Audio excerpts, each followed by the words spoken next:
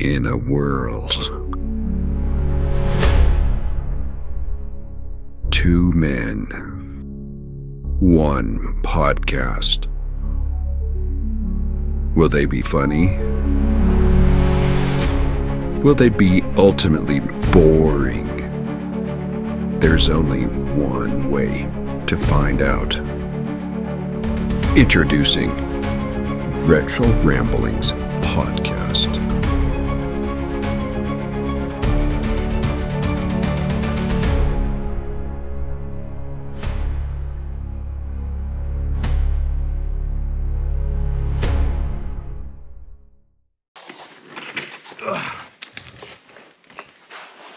But backwards hat, different frame? spot. Yeah, we're in frame. Frame? Okay. All right, welcome back to Retro Ramblings Podcast. Episode 4? Episode 4, it's official. Wow. 4 is a podcast, isn't it? I guess it's something. It's a number. Yeah, it's a number. What did we talk about last time? We talked about bad car designs. That's right. Yeah. And you know what? That's not even happening. There's so many bad car designs out there. Put in the comment what you think of bad car design. And it could be, I kind of went into mechanical, but like, it could be an armrest. It could be like the steering wheel is shaped weird. Yeah. Like, just put whatever you think. Because there's lots. We've talked about this before, but the old seat belts, when you shut the door and it's like, it chokes you. Like, that's a terrible car design. It was so bad, in fact, I put just manual, normal seatbelts in. Yeah. Yeah. So yeah, let us know what your top bad car designs would be in the comments. Oh, and last week I told about the scorpion stinging me. Oh, that's right. And I'm still here. A little baby scorpion. But after days of agony and just... Maybe it made you, like, have, like, superpowers you didn't even know about, like... Well, I was going to say, after days of agony and, suffering, the scorpion finally died. Oh, okay.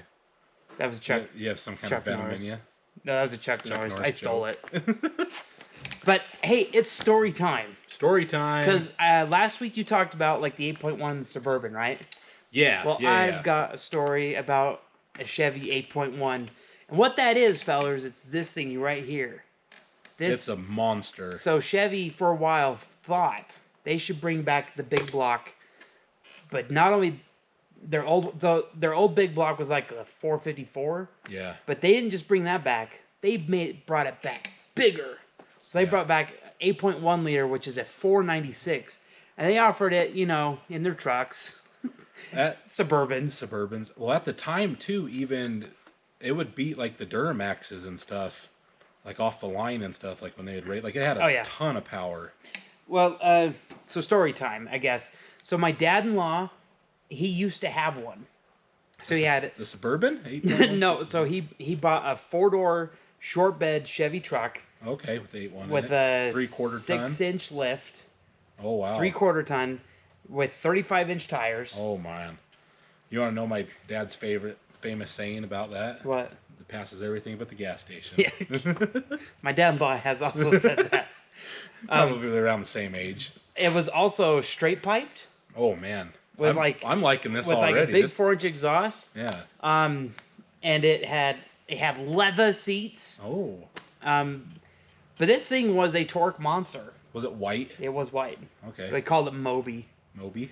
Yeah, so Moby was, and it was a cool truck. Yeah. But I'll tell you later why it's no longer with us. It's not it didn't get wrecked or anything. But right. Anyway, so one day we went in the mountains. I took my Jeep, and this was before I did the LS swap. So I had the Jeep inline 6. 4.0 liter. 4.0. Yeah. And a swap I did myself. So my Jeep used to only have carbonated inline 6, and then I put fuel injection on it. I did the old swap and stuff. Okay. So, and it ran a lot better with that swap, but it still, from time to time, would give me fits. Anyway, so one day, I went in the mountains, and my dad-in-law came along, and he parked his truck at the bottom of the dirt road, and then so it was me, my kids, my wife, and my dad-in-law, we all rode up to the top of the mountain, down by Ogden, so it's the Willard Peak overlook. I know what you're talking about. I can't remember what it's called. I probably should look it up. But anyway. Ben Lomond Peak? Yeah. Is that one? That's it. So we rode up there. We didn't have any problems going up. We got to the top. We looked at the view. It was like, ooh, wah. Everything was lovely. On our way back down, my Jeep just quit. Just right there in the middle of the road. Wow. Dirt road. Now, the dirt roads up in the mountains are not that wide. No. And so I'm taking up the whole lane. And so, like, four-wheelers and stuff were trying to get past me. You know, like a normal mechanic, I started checking, like, the fuel pump, the computer, all, like, the big things. Yeah. And I couldn't figure out, like, I had no spark. And I'm like, crap, like, it's dead. You didn't have no gas in it. I had gas. I know I had gas. Anyway, we pushed it down the hill a little bit, got it out of the way, and my dad-in-law got a ride from somebody down to his truck. And so we were waiting there for about an hour. Oh, wow. For him, because, I mean, it took some time. You got to drive down, and he had to get his truck, and he drove his truck up. And then we could hear it. So he pulls up. The sun's starting to go down right now, and he hooks onto the Jeep, and we start going. He's pulling me. Well, we come around this turn, and I can see the drive line to his truck aiming down, and it's like, so it has what's called, it's a two-piece drive line, and it has what's called the center support bearing. Well, that bearing had given up, and it was down doing this in the... Like the carrier bearing? The carrier bearing, yeah. So it was actually doing this in the dirt. It was like turning it up. So I had him stop, and I was like, oh my gosh, what do we do? So I was like, you know what? You'd probably be okay. Let's get you in...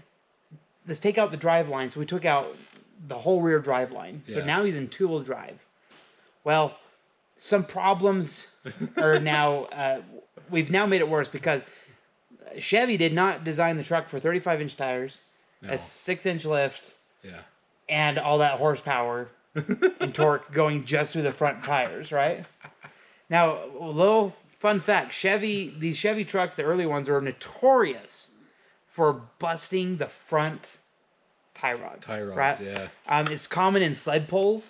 Oh, yeah. Like, they go, and then all of a sudden those front wheels, they're like that, right? So... we're trying to start uphill, and he's trying to pull me, and he's got the truck. And I watch, so I'm in the Jeep, and I'm watching as he's trying to go, and those front tires are spinning. All of a sudden, I see this, I kind of have this view, and all of a sudden, I see this tire go, oh, and I was like, oh, no. Because when you try to go forward, it just rolls those tires forward. Yeah. So it broke both tie rods on each wheel. Oh. So they were like this. Big truck in the middle of a one-lane road. So on one side was just this cliff. It didn't go down too far, maybe like 100 feet down. And then this big old, like, you know, it's a switchback. Oh, okay. Right? So it just kind of rolls off the edge there. And then the mountain on this side. And then two dead vehicles right in the road. So, like, we're stuck there. And the sun's going down. And we're like, well, I have my kids who are babies in car seats. And I was like, geez, what do we do? So we hiked. I hiked up to the top of the mountain, and I got reception, and I got a hold of a tow truck guy. And he's like, well, I'm going on another wreck right now. So it's probably going to be another hour before I can even head up here. And I was like, okay, you're my only option because no one else wants to come and do this. And he's like, okay, I'll come do it. So... we walk back down the truck. While we're waiting, people are still trying to pass us. They're like driving off the edge slightly, riding the edge. Just to get by. And we tried pushing the Jeep, and we tried backing the truck up. It was major stuck. And so anyway, I told the guy called me back, and luckily I was able to answer the phone, the tow truck guy. And he's like, hey, should I bring the flatbed or the wheel lift? And I was like, you got to bring the wheel lift. You ain't getting your flatbed in here. Yeah. And he's like, okay. So it's probably like 10:30. Oh, man. And it's in the dark, and I'm at the top of this hill just like watching for headlights. Also, meanwhile, my mother-in-law came up in her car. Oh. And to get the kids. And she almost made it to us and got like stuck where she couldn't keep going. So my wife had to walk the car seats and the kids down to the car, loaded them up, and then she went and took Camille with her. Camille went to my house in Hiram and got the truck. and then Camille drove the truck up. So now I've got my truck up here, and the Jeep, and my father-in-law's truck, and the tow truck coming. So the only thing I was missing at the time was my Nissan, my Altima. So anyway, it's getting late. The tow truck driver finally shows up, and I'm like, oh, thank heavens, because it is getting late. It's pitch black. And I had to guide him. I had to back him up, I don't know, let's say 1/8 of a mile backwards, because it's one lane. There's no way to turn around, backwards to the truck. And the problem was, because we're going downhill, we're trying to like get the wheels. Now the wheels are locked like this. Yeah. So we had to use some pry bars and stuff and like pick up the truck and straighten the wheels, because those wheels were stuck like this. Anyway, we finally got it on the wheel lift and we pick it up. Now, Moby was a heavy truck. Oh yeah. It's a big old three-quarter ton truck. It was huge. You got a 6-inch lift, 35s. It's So 35s made it wider. We almost didn't fit on the wheel lift. So anyway, we got it picked up, and the kid that was running the tow truck, it was like his first week. He legit was a greenie. And I was like, oh no. So luckily I'd had some tow truck experience, and I was helping him out. We started taking the truck. Now the problem was, I'll have to put Google Maps up here and show, because we weren't out of the woods yet, because we had just begun. Oh man! There was a part here in the mountains where it's just switchback after switchback. There's like 3 or 4 in a row. Yeah. So I was trying to tell him, like, you got to swing wide. Now, by the way, after all this, Camille backed the truck down and was pulling me in the Jeep. Okay. And so I'm being pulled in a dead Jeep. You guys just got a convoy going down. So we got the tow truck pulling Moby, and we got my truck pulling the Jeep. And to throw everything in the mix too, Camille's sister somehow ended up in our truck. I don't know where she came from, but she's in there worrying. Camille's like, stop! Anyway, first switchback. Is this why Camille doesn't go Jeeping with you anymore? That's why she doesn't go as often. It's not the reason. We go Jeeping still, but she doesn't like to do like what we do. Yeah. Yeah. So anyway, first switchback goes okay, but the second one he couldn't quite make it, and so what ended up happening is Moby got pulled into like this ditch. Like the back end went off. The front end went down like this, and so we actually had to unhook and rehook there in the while Moby was like teetering. In the ditch. It was not fun. Like that, we rehooked it, but every switchback we had to like get on the outside. It was a mess. Then we get down to the bottom, which seemed like it took an eternity, right? Because we're on the dirt roads, and it's just winding dirt road coming out of the canyon. So we get down to the bottom. Well, the kid can't get the PTO disengaged, and he can't get it out of 4 low. And so I'm over there helping him try to get the truck out of 4 low. Finally got it. So he goes, and now it's just me and Camille pulling me. Yeah. Well, again, I'm in a dead Jeep.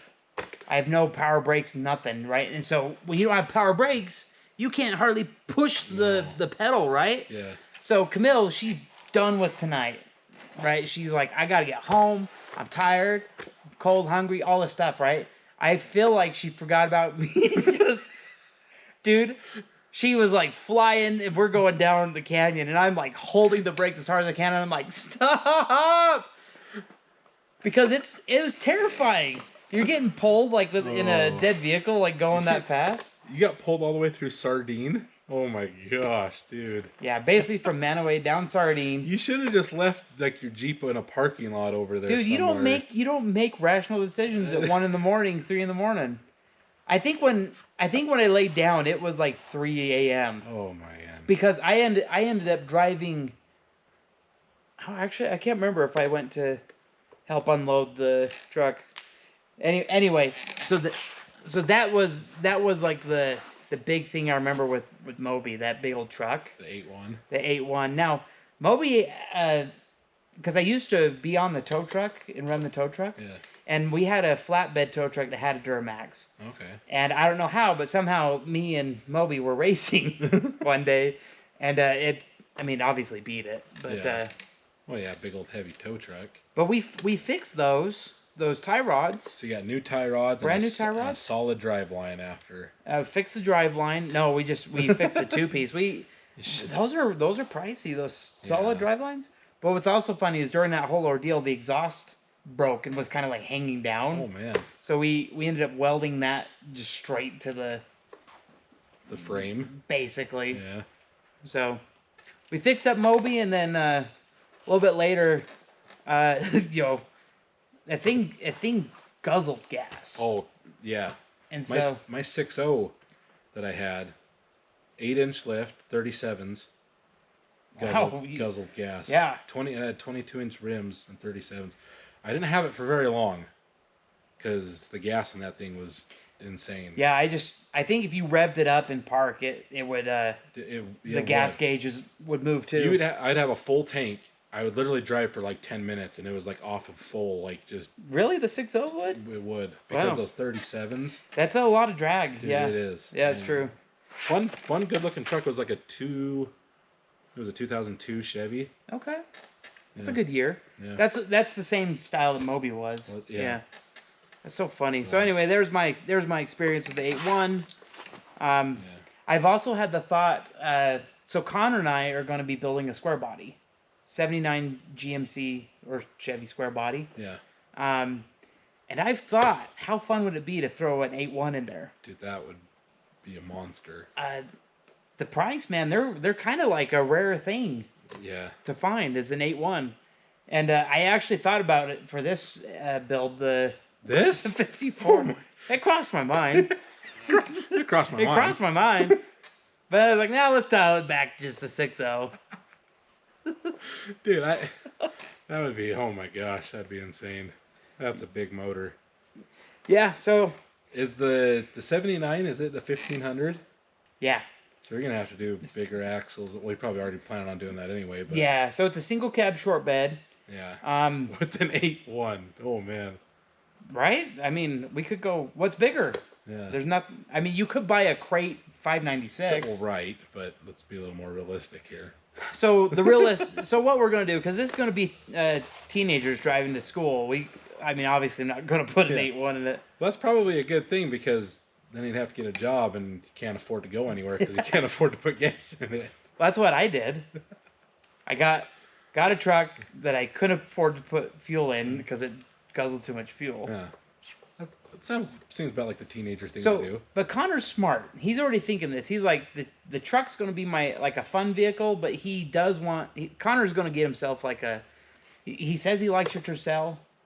Really? Yeah, he wants like a Corolla, some kind of. So he wants like a commuter car or something more. He's a smart kid, man. He's like he sees smart. it. That is very smart.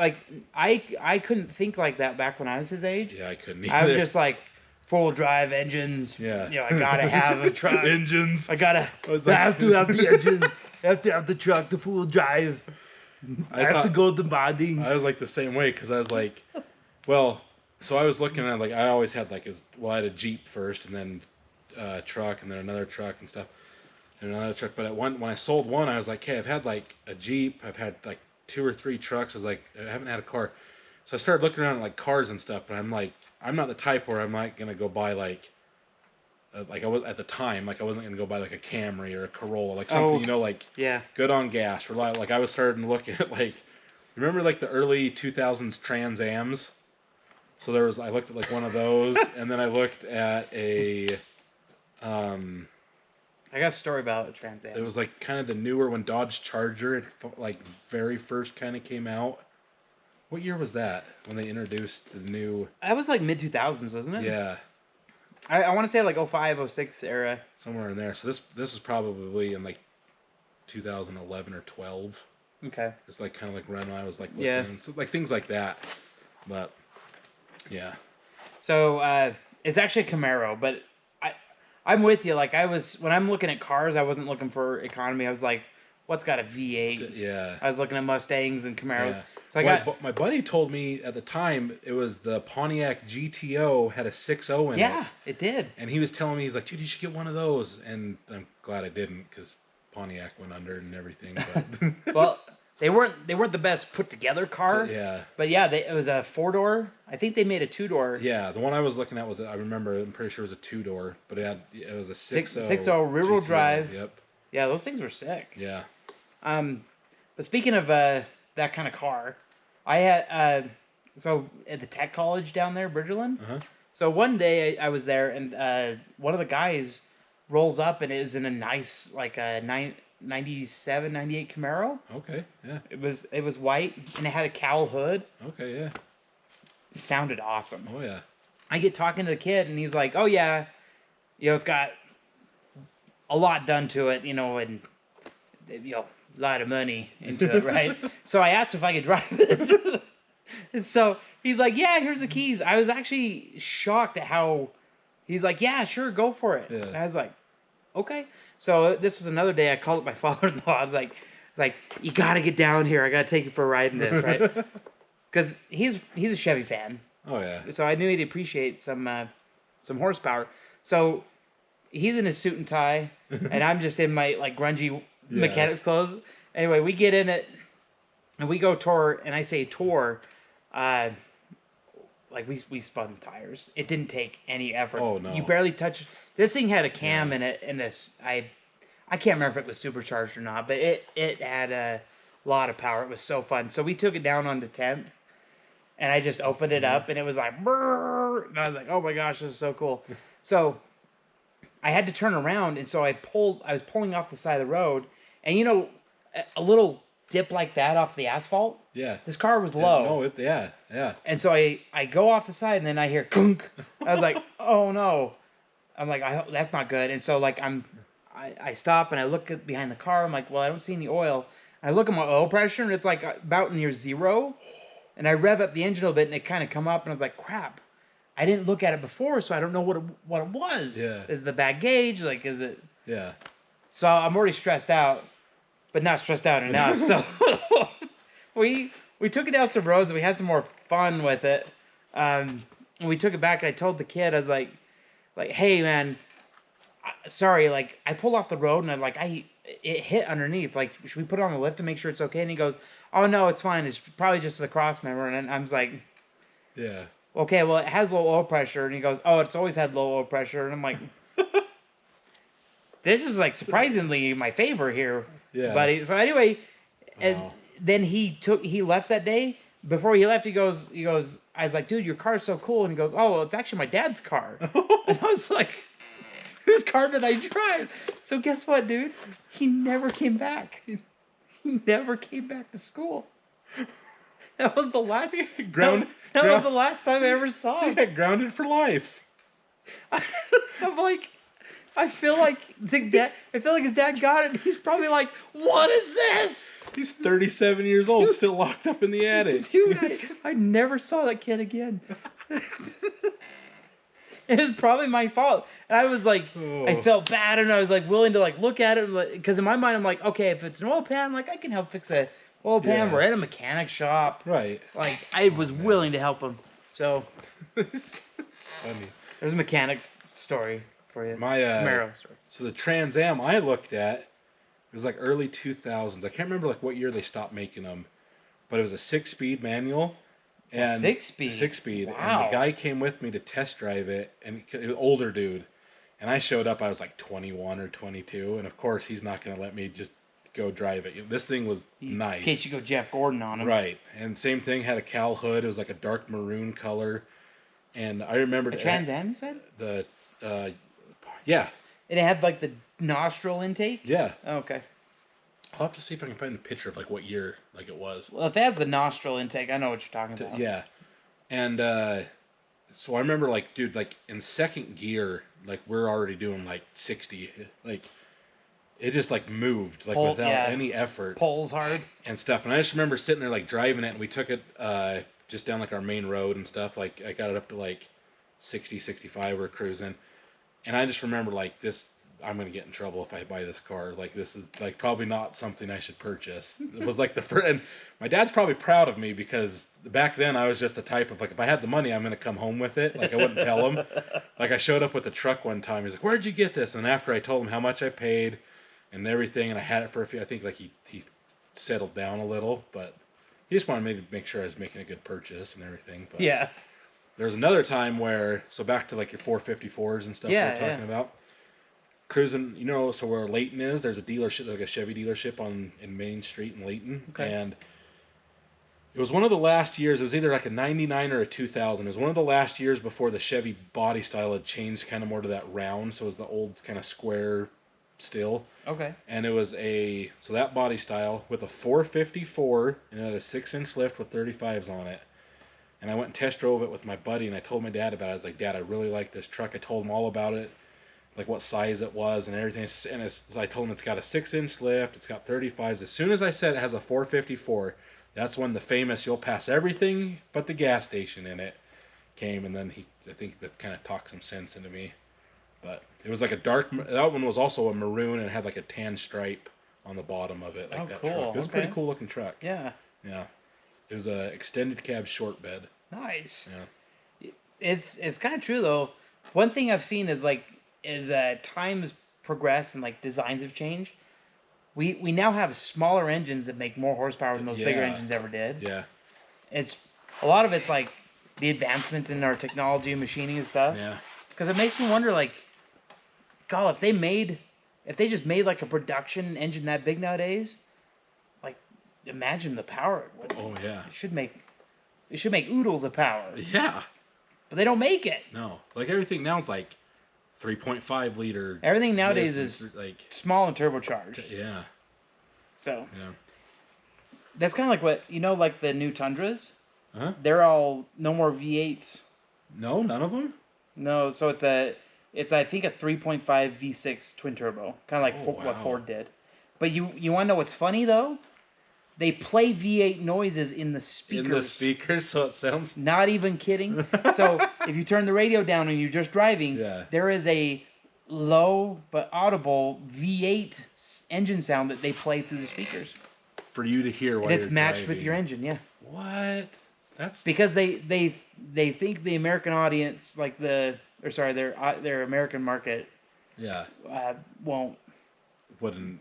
They think they're going to miss the V8 too much. Gotcha. And so that was their way around it. I think it's kind of funny. In the Tundras. In the Tundras. So what I like about the Toyota, what are the new Sequoias? Oh yeah. Have you seen? There's one that's called like the package. It's called Nightshade. Have you seen those ones? No. Those look cool. You should put that up on the green screen. I will put it up right here. Yeah. Oh, look at that. Yeah. Dude, that looks pretty good. It does look pretty good. Especially since I've never seen it before. Just an all blacked out Toyota Sequoia. Nice. Yeah, it's called Nightshade. That's pretty dope. Yeah. So, what else do you want to talk about? Well, I wanted to talk about the 54 a little bit. Okay. Just kind of like next steps that I've got rolling around in my head. Yeah. We got a few things lined up. So the front diff has been like it's been one of those things like I knew it'd take a little bit of time, but not this long. It's just tedious because it's not it's just a lot of work because you got to take it apart, put it back together in such a way that it just takes your time, right? Mm-hmm. But now that that's done, we're moving on to the rear gas tank, and now it's going to be running fuel lines. So we got to get the fuel lines from over there, which by the time this comes out, maybe that's already happened. Who knows? Could. But and then we got to start while the cab's off. I want to run like some of the chassis electrical. Okay. So the fuel, get the lines run, and then some of those electrical. It's real easy to do while the cab's off, right? Yeah. Make it nice and tidy along the frame. And then get our brake lines have got to all go down the frame and be rehooked up and connected. Yeah. And then we can either, I don't care what order we do because everything bolts on where it's supposed to. Right. I kind of want to get the engine and transmission put together because we can still like clean the engine, but I want to get the engine cleaned up and looked pretty. Yeah. And I want to get... We got to get that painted, get the transmission painted. I want to get both of those painted and put together and then put in the truck, preferably before we put the cab on. Yeah. But I think it's going to... And we got to also put together the transfer case.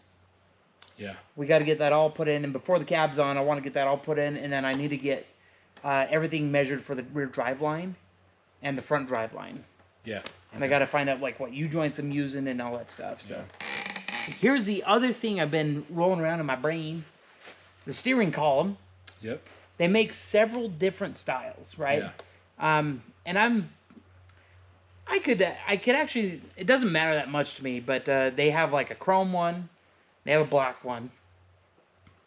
I kind of think I'd rather just put the black one in, but the interior is going to be like that cream color. So I mean, a black steering column will look. I just don't want like some random chrome steering shaft. Yeah. So anyway, I think black usually pretty much goes along with anything. Black's fine. Yeah. So here's kind of some of the options I'm running into though, right? Because we've got an automagical transmission. The Magic Shift Machine, is that what it is? Magic Shift Machine. So what does Vice Grip Garage say? The shift machine, right? You gotta check the blood stick and the shift machine. Blood stick. So since we have an automatic, there's a lot of different things we can do for the shifter. Mm-hmm. So there's a column shifter, which keeps everything off the floor and tidy, but we do have a transfer case. But they make a cable kit that we could put that transfer case shift lever kind of anywhere. Okay. Obviously within reason. Because Right. I'm thinking we have a bench seat, Yeah. right? Yeah. And if you do really want that third passenger in the middle, there's going to be that shifter. Right. Which the four-wheel drive shifter is not terribly huge, and it can kind of go down and be okay. So I'm actually thinking if we have a column shifter, Yep. it's easy enough. That, and then for the four-wheel drive on the Just floor. on the floor. Yep. Yeah. I do like having, like my Jeep, I've got the shifter right here, and I love it. But Right. But you're also not having a bench seat. I don't have a bench seat. Yeah. So here's the thing tied to that though. So the shifter on the column, I got to get that connected to the transmission, and they have a cable kit that goes from. So what happens at the end of the column when you pull that down on the end of the column? There's this little lever, like that. So we have to like make sure there's enough room to hook all that cable stuff up to the transmission. Okay. Anyway, that's what I'm thinking. They also make a steering column that's like I've described, right? The column shifter that doesn't have the key right here. Okay. So that way we could keep the key up in the Key dash, in the dash, which I kind of want. I used to wonder, I don't think they can lock, you can't lock your steering wheel. I don't know. Because the whole lock steering wheel mechanism is in the key up there. But I kind of would rather just do a key. I want to keep the key up here where it's just you click it to on, Yeah. starter button, so, and then you just shift it. Shift it. Yeah. Okay. Yeah. It's kinda- I like that. So it retains several of the classic Features. Features, very good, Yeah. yeah. So like you get in it, you turn the key to on, you push your start button on the floor, it starts, easy peasy, Yeah. and then you just brake and drive just like normal. Yeah. So That'll be good. that'd be pretty easy. Because I don't know where else like you would stick the four-wheel drive. Like it just seems natural to have it down there. It's got to be down there on the floor. But what the cable linkage, what that allows you to do is you can kind of put it wherever is convenient for you. Okay. But because if you don't, then what we got to do is we just have to have some kind of. Because right now we don't have any kind of four-wheel drive mechanism, like no shifter at all. Yeah. It is just that lever. Okay. So anyway, We also got shocks that we need to do. so I was looking at the shocks online, and I was getting mixed signals. What I think we're gonna do is just take the shocks. I need to take a back one and a front one and go into O'Reilly's. Because I was looking, they make those Bilsteins for like the two-wheel drive, Okay. but I could not find them for the four-wheel drive S10. Okay. That's weird. I thought so too. So anyway, I did see. I don't know, I saw some good shocks at O'Reilly's. I don't know. I think We put some Oris on it. if they made them for them. Here's the thing: we technically can get any shock we want as long as it's the right size. Yeah. But I really just want I just want what bolts in. Yeah. Just keep it simple. Just keeping it simple. Yeah. Yeah. I think Bilsteins would be a good way to go. Bilsteins are excellent. Yeah. So anyway, I still haven't figured that out quite, but by now I think the diff cover's on. Ordered a diff cover. It's finned. It's aluminum. Oh, you mean when this comes out? Yeah, I have no clue. I should hope so. We got to get the ball rolling. Yeah. Diff cover's on. You got the one that you were telling me about? It's got fins in it. It's aluminum. Yeah. We wanted to go with should we tell them? Yeah, go for it. So we wanted to go with a Banks diff cover, but when we started looking into it, for some reason we couldn't find one for this Ford 8.8 rear end. It looks like he only does it for big old heavy duty diesels and stuff. So that was kind of a bummer, but I think we found a good option for it. Yeah. So. So I'm thinking ahead, kind of like that, because I'm also thinking like, okay, once we get the steering column in, they also make steering shaft kits that if we're running into a problem where if you try to run it straight, you're hitting stuff, they have like a 2-piece that has this like center bearing and then it like comes out and then angles it to it. Okay. Yeah. But we're getting there. We also need to get a new idler arm suspension piece. There's just now we're kind of getting to the part where I need we need parts and we're like going to start slapping them on. Yeah. So I think some of the big final pushes that need to take place is paint is probably number one. Paint's a big one, yeah. Paint and body work, and then like finding glass for the windows. We found the glass. Did we? Yeah, so actually my dad found the glass and he's going to order it. Awesome. Yeah, that's going to be another big day too. Check that one off the list. When we start putting together like the doors and stuff. Yeah. I've got to find out then like what trim, like there's all that rubber trim and stuff we gotta get. So, but it's gonna. I feel like it's gonna start picking up. Yeah. So. The big hard stuff's like done, right? All the mock-up that we had to do is complete. Yeah. So now it's just like putting her together. Yeah. So I just feel like that last big thing is the paint and body work. That is the last thing. Like yeah. But I don't think it'll seem as daunting once the truck is back and like we got the bed on and stuff. Yeah. Here's another thing too. When we paint the truck, I want to paint the bottom black because we still have tons of black paint. Okay. We should paint underneath the fenders and underneath the cab. All black. We should just put a nice black coat on there. Okay. Because when we take it to actually get painted, we probably want to leave the bed loose, or so all they got to do is like pick it up and they put it on like a little rolling cart. Yeah. And then they could paint the bed because we want to get in between the cab and stuff. Yeah. So. That or they might put it on like a rotisserie or something to. Well, generally you don't, because like what they'll do is they'll put it on this. It's like a big old. It's just this big old frame with wheels. You just set it on. You'll set the bed on there. So we'll put it on there without the wood, obviously. Yeah. But we'll set it on there because they got to paint the inside. They got to paint. So basically, where the biggest thing that we need it off for is in between the cab, right? Because they need to get the back of the cab. Yeah. So anyway, there's some ramblings about the truck. Well, there's a lot of small things too that we've discussed that like things that you just don't really think about, but obviously it's going to need, like you brought up on like seat belts. Yeah. Like, now it did not have seat belts. Right. Given the year. Now I thought about just putting lap belts only. Yeah.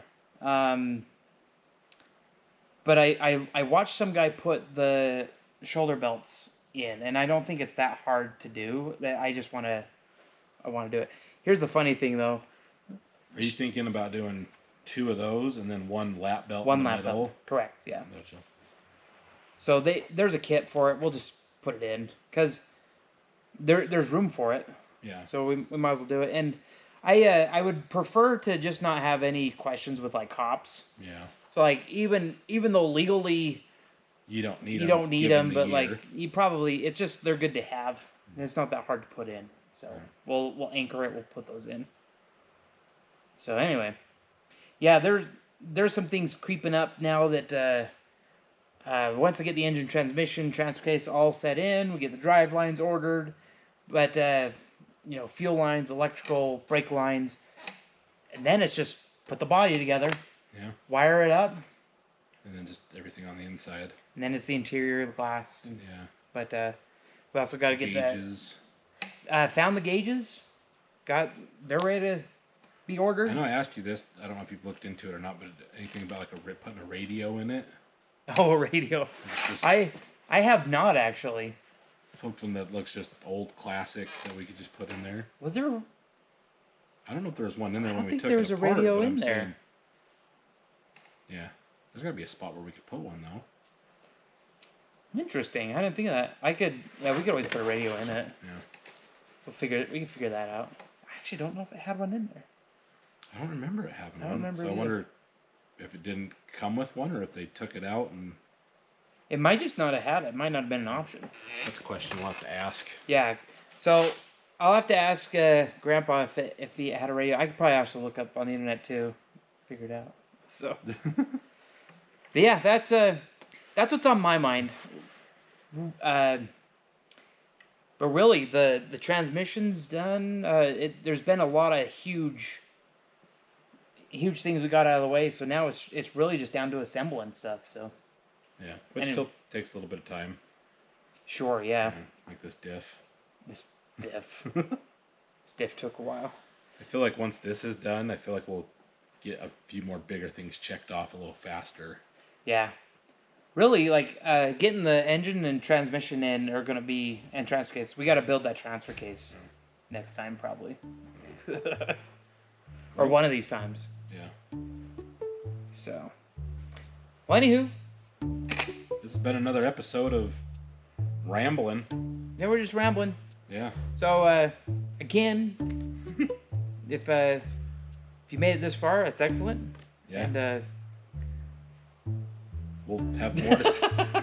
We'll have more to say next time. apparently we're done rambling for today. Anyway, guys, thanks for watching, and hope you guys have a good one, and we'll see you next time. Thanks for tuning in. We'll catch you on the next one.